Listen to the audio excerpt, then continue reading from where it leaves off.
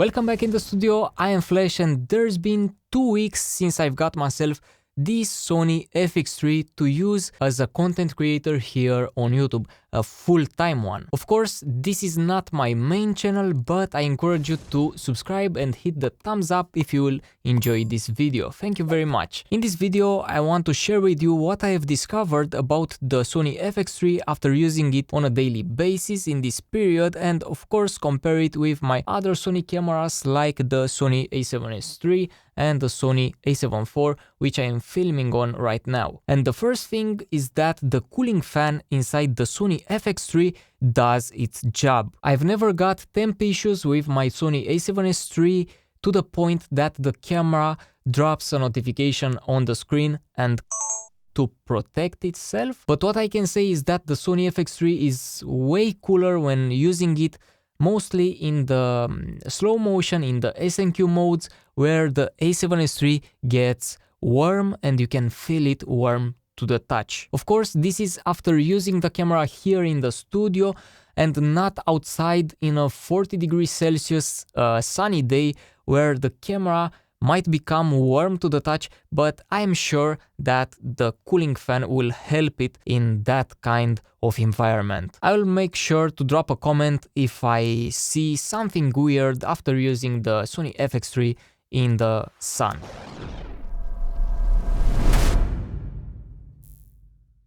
Another thing is that the grip is bigger and some say it's better, but not for my hand. Of course, the camera feels a bit more comfortable in the hand, but since I have very small hands, the buttons are in a weird place for me to access them. I need to get used to it, but I feel a lot more comfortable with the Sony A7S3 when holding it. Another thing that might not be weird, but it is different than the A7S3 are the buttons, and the menu button is in a very awkward location for myself. And if I was Sony and I was designing this camera, I would have put the menu button where the mode button is situated and the mode button in its place. It is more intuitive for me somehow. I don't know why, but I got used to have the menu button on the left side and hit it with this finger. After taking some photos with the FX3, which doesn't have a viewfinder of course,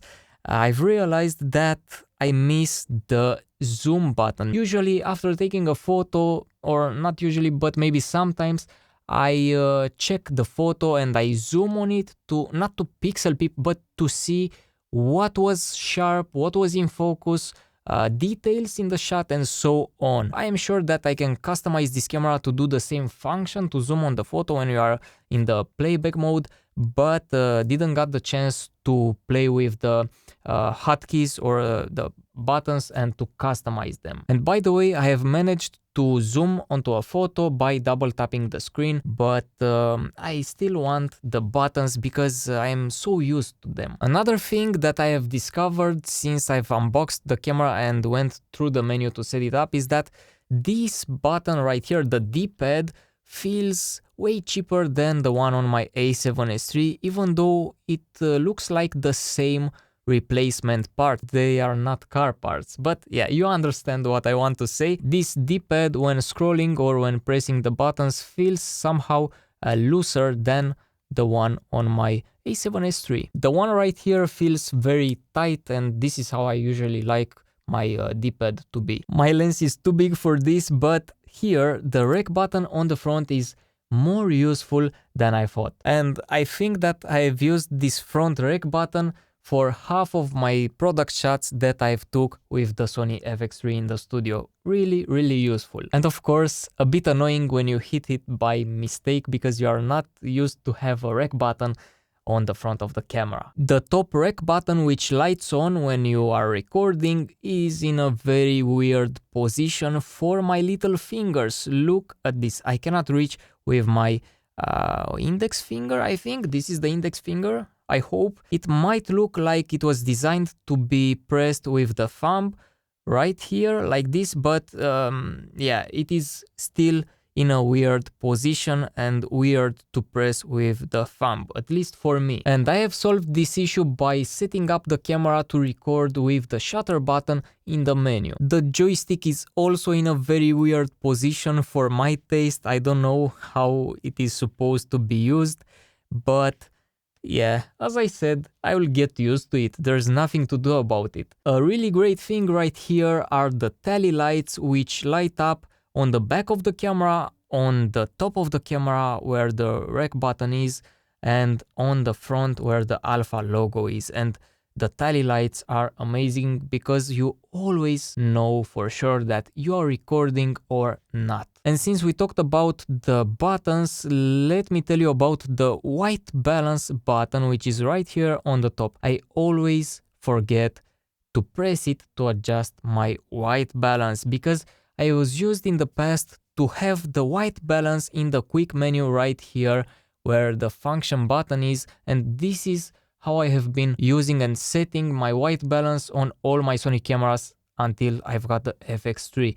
Right now I need to press the white balance button and go into the white balance menu, and if I remember correctly, I can edit the function menu right here on the back of the camera to make it show also the white balance, but I am not 100% sure. I need to play a little bit more with the menu to find this. It will be amazing to set it up like this, at least for me. Another great feature that this camera has and I wasn't aware of is the locking of the aperture, shutter speed or ISO by hitting the respective button on the camera or holding it. And this is really amazing when you want to set it to an exact value and leave it there and don't change it by mistake when holding the camera, or I don't know, maybe you don't want another guy that you work with to change those values. Another different thing about the Sony FX3 is that the camera doesn't have any picture profile 8 in the picture profile list,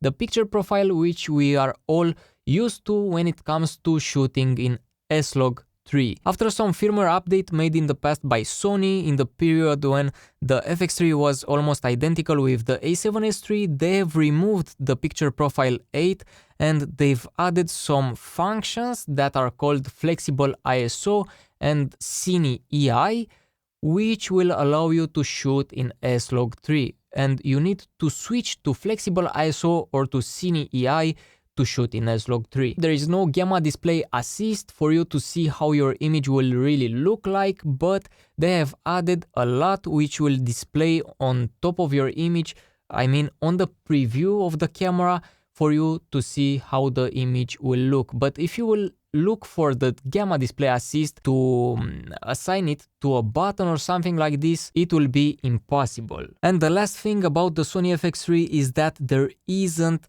any option for shutter angle, but not yet, because Sony is preparing an update and they will drop it in September, very late after releasing the camera, but at least we get it. And this is a very important function if you are shooting video, and in my opinion it needs to be present on any camera, even though it is a hybrid camera like the Sony A7IV. We are in the content creation era and we need shutter angle to make things a lot more easier. And maybe there's more, but these are all the bullet points that came to my mind when sitting in the studio and contemplating about the Sony FX3. I might do an 1 month update about the FX3 after I will use it in vacation for filming and taking photos, because we are leaving tomorrow.